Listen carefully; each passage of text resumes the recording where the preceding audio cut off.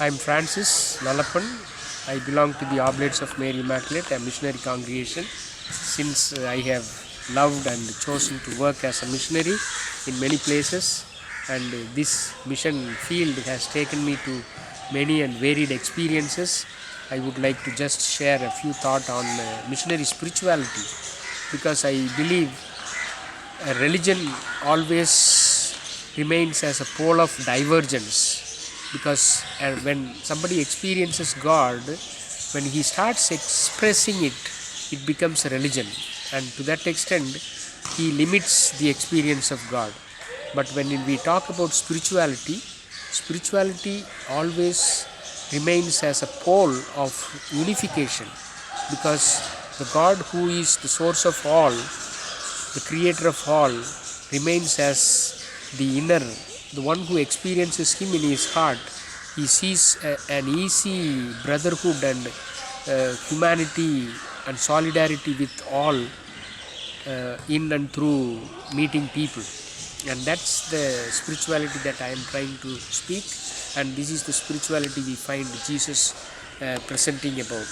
Jesus definitely presented a spirituality that is truly called what we call the Eucharistic formula, a formula that is born of love, leading to sacrifice through self-surrender to God and to self-surrender to our poor, serve in and through the service to the poor.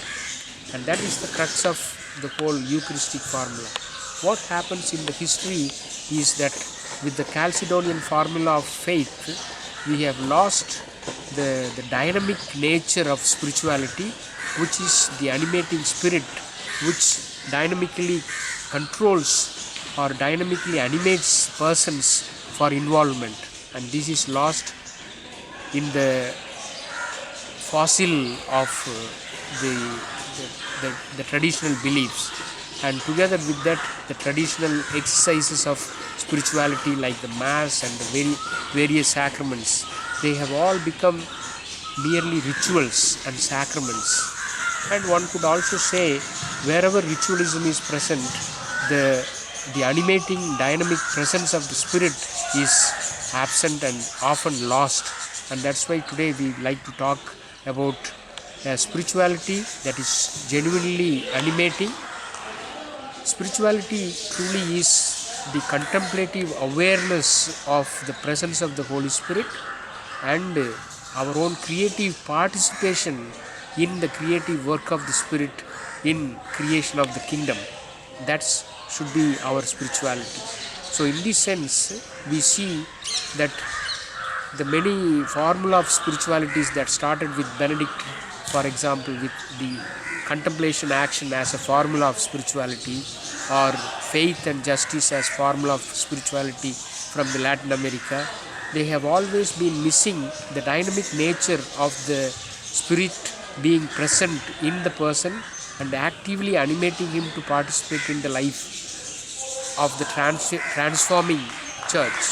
And that's what today I try to talk about, and that is what Jesus calls as discipleship.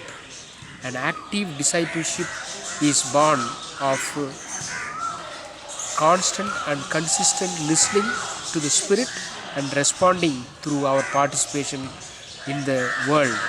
And this is what Jesus calls as our covenant discipleship, the covenant testimonies that we talk about in Jesus. And Jesus, as we know, he has been always on the listening to see and discern God's will, and in fact to do God's will is his food, he proclaims. And that's exactly what a missionary is called on to do. It's not that we get our spirituality drawn out by the holy people or by the traditions of the church, but spirituality is truly defined by the mission. If you are a missionary, then you live a missionary spirituality, so that through your word, through your work, through your witness, the non-Christians, the people around you will experience Jesus. And that is the call for a missionary to live his spirituality. I thank you for listening to this short reflections of mine, and I wish that every day we will be able to be true and humble witness to Jesus, who will transform the world in his own way. Thank you very much.